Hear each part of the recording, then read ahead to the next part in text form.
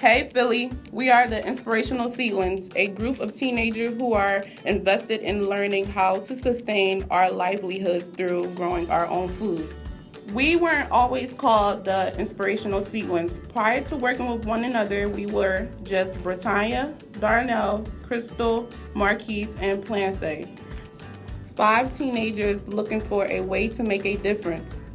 We hadn't realized the huge impact the food we eat or didn't eat had on our lives, nor did we know that many of us were living in a food desert, which is an urban area in which it is difficult to buy affordable or good quality food.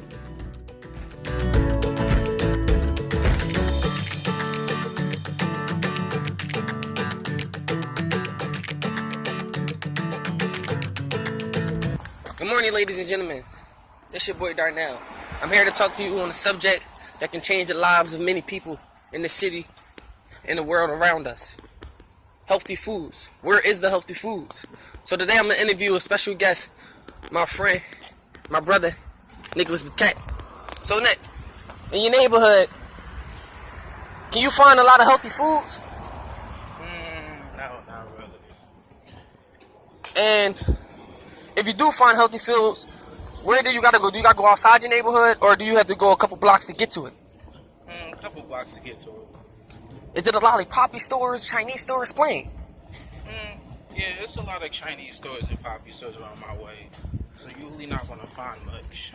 Do they have a lot of fruits and vegetables? In a poppy store? No, not really. Well, most poppy stores that I go to, they only have bananas and oranges. That's about it. And the rest is killer food. See? My poppy store don't even have bananas. Oh, man. And what neighborhood is that? Winfield. And that's one of the nicest neighborhoods in West Philadelphia. Yep. And they don't even got healthy food. You say you only got one healthy food place, and that's called what?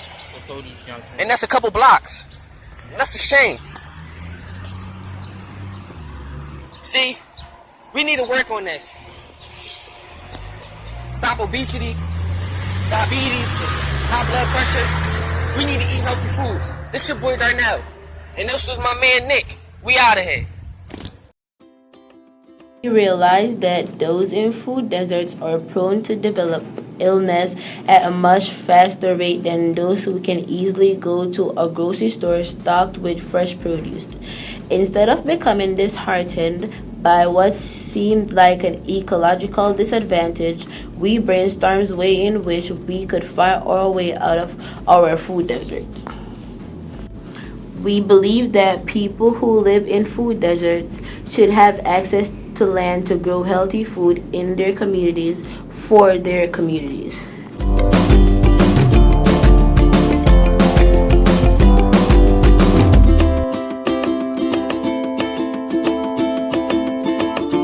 We came together in early July, forming a service learning project on food sustainability, specifically focusing on urban farming. Everyone in our group chose a position based on our individual strengths to investigate our topic of study. We gathered information by visiting local community farms, markets, and fresh produce stands. Then we interviewed a variety of people in our community, such as farmers and local small businesses. We walked around the community and took pictures of vacant lots. We were amazed to see that there was so much underutilized land in our city, especially in neighborhoods bursting with countless unhealthy food sources. We visited small gardens and local urban farms where we learned about some amazing things that are happening in the communities, such as citywide tree plantings and low-cost produce stands. Okay, so how long was your father's business there? So he started this business about 20 years ago.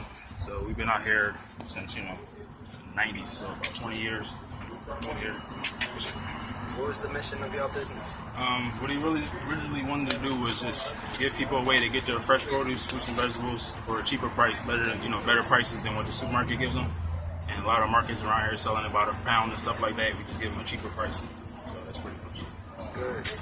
Do you feel that this is important to the community? Yeah, a lot of our customers, they come see us, if not daily, they'll come see us a couple times a week. They always tell us how much they like the prices and stuff like that. Everything's always fresh. So I think it's important to the community as long as we keep going. People keep coming to it. So, where do y'all get your products from?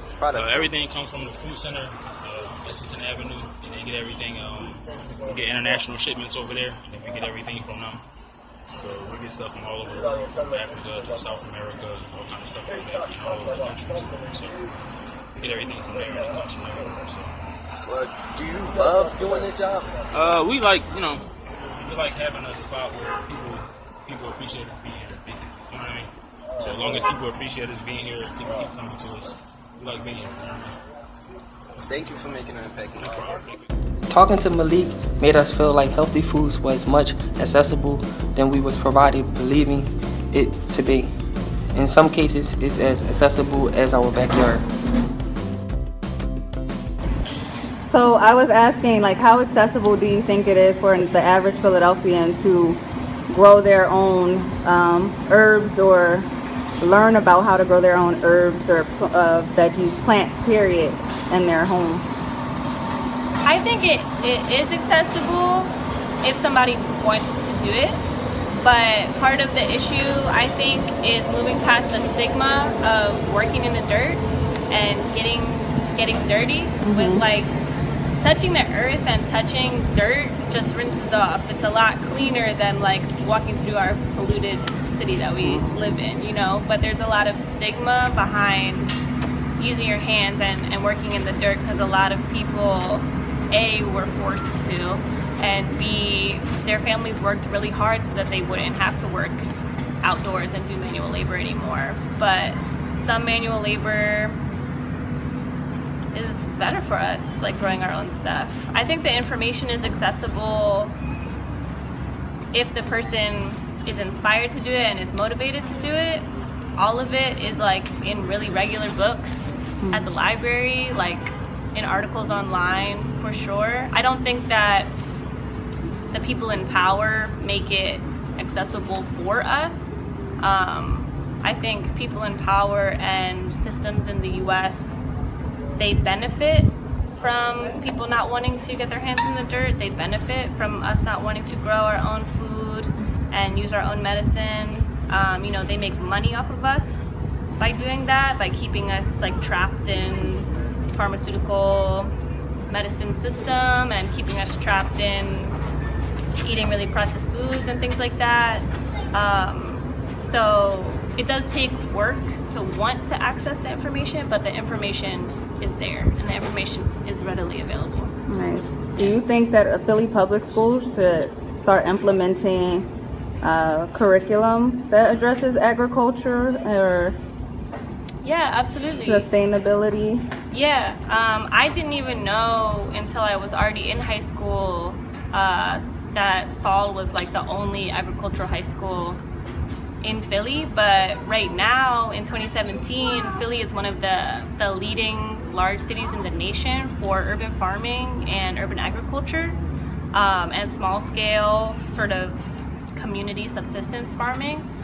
So it would only make sense to be teaching young people who are coming up in Philly about like a burgeoning industry that they could be applying themselves into.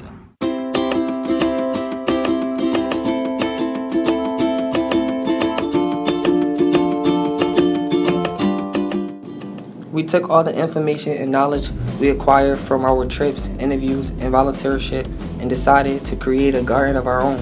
A garden that we could use to show the community members how accessible good foods is if we grow it ourselves. Because Philadelphia is a seasonal region, the climate and temperature changes often, so it is important to know which plants to plot depending on the season. In our case, we begin our garden in the summer, when the weather is hot and humid. We research which fruits and veggies are best to plant during this time and learn the snap beans, corn, tomatoes, melon, squash, just to name a few, grow best in the warm season.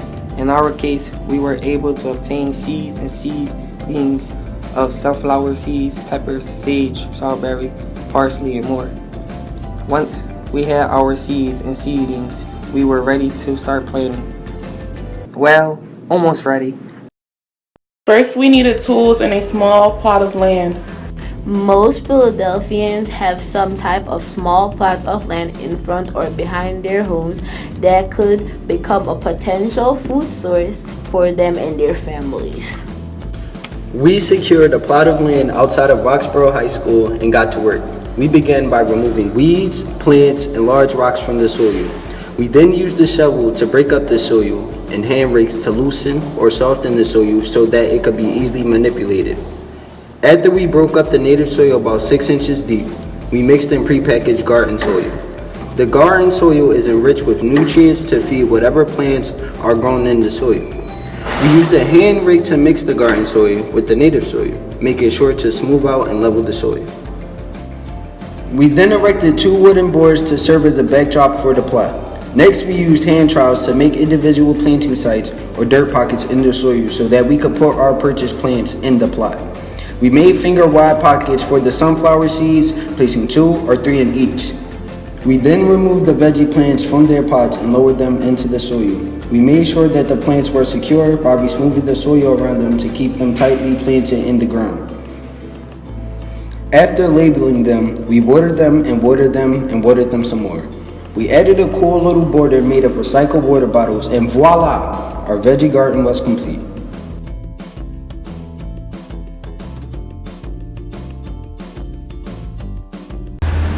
Although we won't be able to harvest the vegetables for about 2 to 3 months, we don't want the wait to deter us from eating healthy, especially after speaking to 2 medical students who warned us of the risks we take when we don't eat well. Can you guys introduce yourselves?